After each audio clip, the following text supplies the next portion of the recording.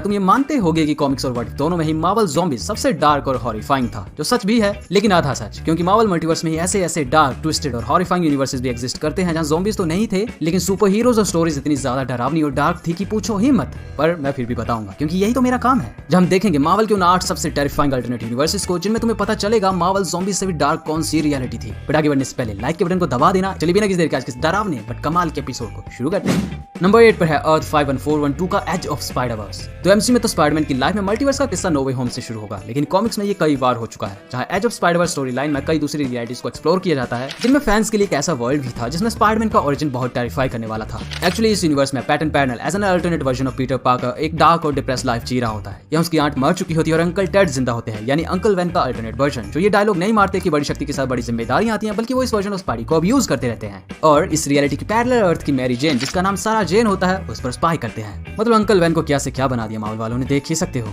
पर ये universe dark क्यों था अब ये बता देता हूँ। एक्चुअली इस अर्थ पर स्पाइडी को उसी के अंकल की लैब में एक्सपेरिमेंटेड एक मकड़ी काट लेती है, सेम मेन अर्थ की तरह ही, लेकिन यहाँ पैटर्न एक सुपर हीरो में बदलने की बजाय एक मैन ईटिंग कैनिबलिस्टिक स्पाइडर में बदल जाता है। या फिर उसने अपने अंकल टेड को तो खाया ही था, लेकिन अपने प्यार सारा जेन को भी काट के अपनी म्यूटेशन से इन्फेक्ट कर दिया था। बाद में सारा की बॉडी से अगले ही दिन कई 100 बेबी स्पाइडर्स पैदा हो जाते हैं, बिल्कुल एलियन वर्सेस प्रेडेटर मूवी के जैसे। तो सोच सकते हो ये कितना घिनौना रहा होगा। Number 7 earth 11080 Marvel universe versus the Punisher. इस स्टोरी में एक ऐसी दुनिया फीचर हुई थी जहां पूरी अर्थ एक कैनिबलिस्टिक वायरस से इन्फेक्ट हो जाती है। ज़ॉम्बीज की तरह ही बोल सकते हो, लेकिन उससे थोड़ा अलग, क्योंकि इस वायरस से लोगों का दिमाग खराब तो हुआ था, लेकिन उन्हें फिर भी इस बात की नॉलेज थी कि वो क्या कर रहे हैं। इसलिए ज़ॉम्बीज के मुकाबले ये स्टोरी लोगों के लिए ज्यादा ट्रॉमेटिक थी। यहाँ सबसे पहले स्पाइडरमैन पेशेंट जीरो बनता है, जो धीरे धीरे सबको इन्फेक्ट कर देता है। बाद में फैंटास्टिक फोर इसकी चपेट में आए, जहाँ सूजन स्टॉर्म ने तो अपने ही बच्चों का गला घोट के मार दिया। फिर पूरी दुनिया इस इन्फेक्शन की चपेट में आ जाती है, पनिशर को छोड़कर। उस पर ये वायरस असर नहीं करता, क्योंकि सारी अर्थ के इन्फेक्ट होने से पहले ही गैंगस्टर्स की एक डील को रोकते हुए उसे एक्सीडेंटली इस वायरस की एक सुपर डोज आ लगी थी, जिसने पता नहीं कैसे इसे तो इम्यून कर दिया। लेकिन इसी पॉइंट से कई महीनों बाद स्पाइडरमैन इन्फेक्ट हो जाता है। फिर तो अवेंजर्स, हल्क, वोल्वरिन, डेडपुल कोई भी नहीं बचा, सिर्फ थॉर को छोड़कर। वो इस वायरस से इन्फेक्ट नहीं होता, लेकिन वो एरीज और हरक्यूलिस को मारकर अर्थ छोड़ जाता है। या फिर जो इन्फेक्टेड हीरोज और लोग बचे थे उन्हें पनिशर ने टपका दिया। Number 6 earth 12101 Deadpool kills the Marvel universe. तो इस अर्थ के बारे में कौन नहीं जानता, मैंने पिछली वीडियो में बताया था। यहाँ डेडपुल ने पूरे यूनिवर्स के हीरोज और विलन्स को मार दिया था, चाहे फिर वो अवेंजर्स हो, X Men, Fantastic four, Thor, Hulk, Thanos, even Watcher और डॉक्टर स्ट्रेंज तक इससे नहीं बच पाए थे। इसके बाद डेडपुल मल्टीवर्स में पहुंच जाता है and then finally fourth wall break करके खुद कॉमिक राइटर्स तक। और तुम्हें जानकर हैरानी होगी आखिर में उसने हमें भी वार्निंग दी थी। पर तुम सोच रहे होगे उसने ऐसा किया क्यों, तो बता देता हूँ। ये उसकी गलती नहीं थी। एक्चुअली साइको मैन नाम का एक छुटकू सा सुपर विलन इससे ब्रेन वॉश करने की कोशिश करता है, जो फेल हो जाती है। और फिर डेडपुल का दिमाग सटकता है, जहाँ उसे लगता है कि ये लाइफ, डेथ, रीइंकार्नेशन सब नाटक और फिक्शन है, जिसे खत्म करना ही पड़ेगा। इसलिए वो आखिर में उसके क्रिएटर राइटर्स तक भी पहुंच जाता है, जहाँ ये सब नहीं होता अगर चार्ल्स ज़ेवियर उसे रेवनक्राफ्ट असाइलम में ट्रीटमेंट के लिए नहीं लाता तो। इसके बाद तो डेडपुल ने मल्टीवर्स में अपनी तबाही बुरी तरह मचाई थी। उसने मोंगली और बगीरा को मारा, मरमेड, रोम के फाइटर्स, वैम्पायर, शर्लक होम्स के साथ ही एंड इवन सुपर हीरोज के बहुत सारे अल्टरनेट वर्जन्स भी उसे रोक नहीं पाए। एंड फिर डेडपुल खुद को मारने निकल पड़ता है। Number 5 earth 666 Avengers of the undead. Kraken और वैम्पायर्स जैसे मिथोलॉजिकल मॉन्स्टर्स और क्रीचर्स तो हमने कई सारी मूवीज में देखे हैं, लेकिन ये डार्क यूनिवर्स उन सब का बाप है, क्योंकि यहाँ हर कोई एक डीमन और मॉन्स्टर होता है, चाहे हम हीरोज की बात करें या फिर सेलेस्टियल जैसे कॉस्मिक बीइंग्स की। और ये सब जिंदा नहीं होते बल्कि मर चुके होते हैं। लाइक थॉर एक मम्मी था, Wolverine vampire, Punisher Frankenstein castle, Daredevil actual का खून पीने वाला एक डेविल, कैप्टन अमेरिका एक वेयरवुल्फ, इन सब का लीडर डॉक्टर वुडू एक घोस्ट, और बाकी लिविंग बीइंग्स भी ऐसे ही थे। जहाँ सेम चीज मेन टाइमलाइन की अर्थ 616 में भी हुई थी, लेकिन वहाँ हीरोज एक इंसिडेंट की वजह से नॉर्मल हो गए थे। सो इस डार्क यूनिवर्स में वही इंसिडेंट नहीं होता है, इसलिए सब डीमंस बने रह जाते हैं। और एक बात बताऊं, इन सब के पास सोचने समझने की शक्ति थी, इसलिए जैसे अच्छे वाले अवेंजर्स लाइफ को प्रोटेक्ट करते हैं, वही अनडेड अवेंजर्स डेथ को फैलाने का काम करते हैं, जिनका गॉड एक डेड सेलेस्टियल होता है, जो यही चाहता था कि सारा मल्टीवर्स डार्कनेस में समा जाए। इसलिए ये बहुत बड़ा खतरा बन जाते हैं।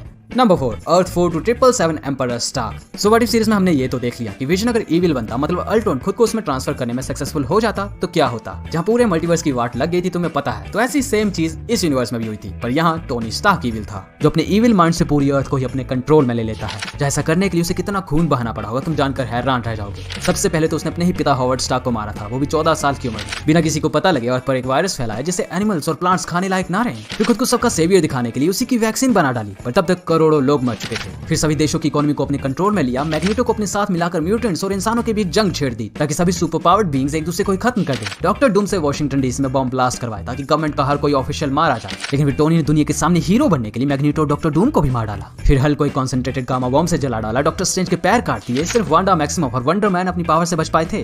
तो इसे कहते हैं एक प्योर इविल माइंड। इसके बाद एम्परर स्टार्क पूरी अर्थ का ही मोनार्क बन बैठता है, लेकिन खैर ब्लैक बोल्ट और सुजन रिचर्ड्स ने अपनी जान देकर उसे मार दिया था। नंबर 3 पर है अर्थ TRN 666 थैनोस विंस। सो ये यूनिवर्स मेरे लिए सबसे इंटरेस्टिंग था क्योंकि यहाँ थैनोस लेडी डेथ से मिलने के लिए यूनिवर्स में सबको मार चुका होता है, चाहे हम किंग थॉर की बात करें, वॉचर्स, सेलेस्टियल्स, गैलेक्टस, चाहे कोई भी। एंड यही नहीं, इस रियलिटी में उसने हल्क को अपना पालतू कुत्ता बना लिया था, फिर कैप्टन अमेरिका को भी उसे खिला दिया।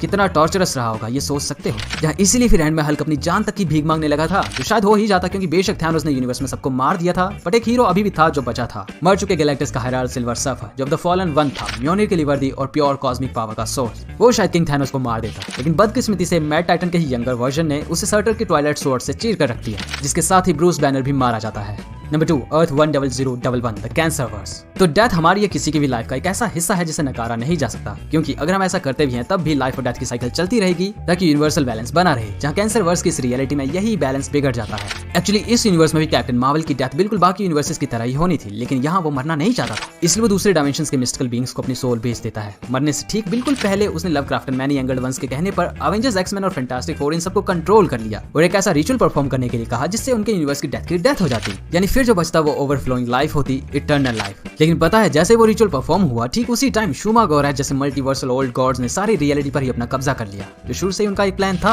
या फिर इस रियलिटी में लाइफ कंटिन्यूअसली कैंसर की तरह ग्रो होकर यूनिवर्स के सारे स्पेस को घेर लेती है, जो लाइव एक्शन में कितना घिनौना रहेगा स्क्रीन पर देख ही सकते हो। बाकी रही बात उन लोगों की जो इस रियलिटी में रहते थे, वो सारे इन ओल्ड गॉड्स के गुलाम बनकर करप्ट हो जाते हैं, जिनके पास इन दूसरे डायमेंशंस के बीइंग्स की पावर्स भी थी, यानी बिल्कुल व्हाट इफ के इविल डॉक्टर स्ट्रेंज की तरह। तो इसीलिए ये यूनिवर्स डार्क होने के साथ साथ घिनौना और सबसे ताकतवर भी था। लेकिन बाद में यहाँ डेथ की वापसी हो जाती है, जिससे सब खत्म हो जाता है। नंबर 1 अर्थ 9591 रून्स। सो ये रियलिटी पीछे के सारे यूनिवर्सेस की तरह डेड, कैंसर, मॉन्स्टर्स या डीमन से भरी या फिर खाली नहीं है, बल्कि यहाँ सब ठीक था। बस जो बात इसे सबसे ज्यादा डार्क बनाती है वो इसकी स्टोरी लाइन है। यहाँ सुपर हीरोज के साथ जो हुआ है वो बिल्कुल मेन अर्थ और एमसीयू से अपोजिट है। जैसे कि एवेंजर्स क्वीन जेट को एक मिसाइल से उड़ा दिया जाता है, जिसमें कैप्टन अमेरिका थे। थॉर पागल हो गया, उसके हैमर को फिर सबने उठा लिया। कैप्टन की शील्ड की कोई इज्जत नहीं रही। बाद में हॉकाई को कैलिफोर्निया की मिलिट्री एग्जीक्यूट कर देती है। टोनी स्टार्क को आयरन मैन सूट में ही जला दिया गया। ब्लैक पैंथर को सैन फ्रांसिस्को की एक जेल में डाल देते हैं। डेयरडेविल की रेडिएशन से मौत हो जाती है। लोगन का वेपन एक्स प्रोग्राम फेल हो गया, वो एक इन्फेक्शन की तरह हो जाता जो अपनी जिंदगी खत्म करना चाहता हो। मार्वेल और क्री सोल्जर्स की शिप को न्यूक्लियर बॉम्ब से उड़ा दिया गया, जो मरे तो नहीं लेकिन कई सालों तक रेडिएशन और कैंसर की वजह से बिल्कुल जिंदे ज़ॉम्बीज की तरह बन गए। या फिर इंसानों ने उन्हें जेल में डाल दिया। सिल्वर सर्फर ने अपने ही हाथों से अपने पेट को चीर कर रख दिया, उसकी तो आंतड़ी और हड्डियां तक बाहर निकला।